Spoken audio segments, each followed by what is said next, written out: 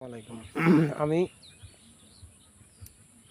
Mobile সম্পর্কে যে বক্তব্য দিয়েছিলাম, আমার মনে হয় মানুষ মেলা আন্দোলন, মেলা মিটিং মিছিল করে, এই সম্পর্কে কেউ আলোচনা করে না। বাংলাদেশের বিদিন আমি মাত্র প্রথম মোবাইল সম্পর্কে আলোচনা করলাম। সেটা হচ্ছে যে এই যে মোবাইলে টাকা তুলে আমরা কথা বলি। আমি আজকে টাকা তুলেছি, মনে করেন যে 500 হয়তো 200 টাকা। এই টাকা তোলার পর আমি হয়তো 2-1 দিন কথা বলছি, আমার মোবাইলটা থুয়ে দিছি, প্রয়োজন হয় নাই, কথা বলি নাই।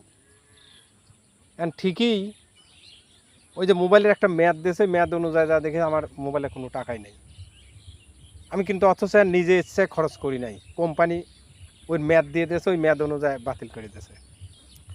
এমবি তুলবেন আপনি, তুলে আপনি হয়তো কিছু দেখবেন, হয়তো খবরগুলো শুনবেন।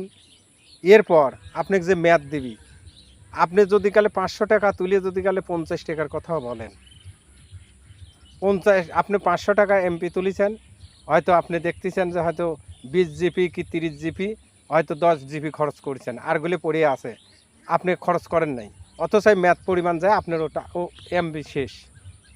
তাই আমি বাংলাদেশের জননেত্রী শেখ হাসিনার কাছে আমি সারা বাংলাদেশের জনগণের আলোচনা, সেটা হচ্ছে দোকানে, মাঠে, ঘাটে, সব জায়গায়, যে আমি টাকা তুললাম 50 টাকা, কথা বললাম না, এতটুকু কথা বলছি 1-2 দিন, আমার টাকা ফুরিয়ে গেছে।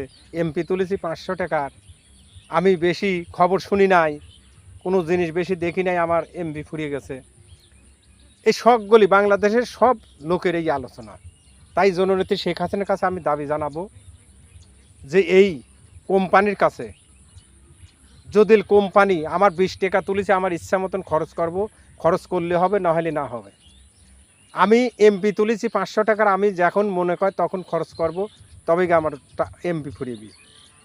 এই সত্য যদি এই কোম্পানিরা না মানে, এই কাগজপাতি আমার নামে করে দেওয়া হোক, আমি এই সত্য পালন করে আমি বাংলাদেশে এই মোবাইলের এই হলকে এমবি কার্ড, ফ্যাক্সি, এইগুলো আমি নিজে বহন করব। এই দায়িত্বটা আমাকে লাইসেন্স দেওয়া হোক। 20 টাকা তুলবি ওর আজীবন, যদি কথা বলে তো 20 টাকার কথা বললি 20 টাকা খরচ হবে, নইলে হবে না। 500 টাকার এমপি তুলবি, 500 টাকার এমপি যতদিন ফুরিবি না এতদিন তার মেয়াদ থাকবে। যদি এই সত্য জল কোনো কোম্পানি জল না মানে নেয়, আমি জননেত্রী শেখ হাসিনাকে অনুরোধ জানাবো, সারা বাংলাদেশের লোকের দাবি যে এই সত্য যদি কোনো কোম্পানি না মানে, আমার নামে আপনি লাইসেন্স করে দেন, আমি এই ব্যবসা করব, সমস্যা নেই। তার কারণ আমি টাকা দিছি, আমি আমার বাড়িতে আমি আমার 5 কেজি গোস্ত হোক, 2 কেজি মাছ হোক, 1 কেজি আপেল হোক, আমি আনেছি, আমি খাইলেই তো ফুরাবে, নইলে তো ফুরাবে না, আমি ফ্রিজে থুইজে থাকবে।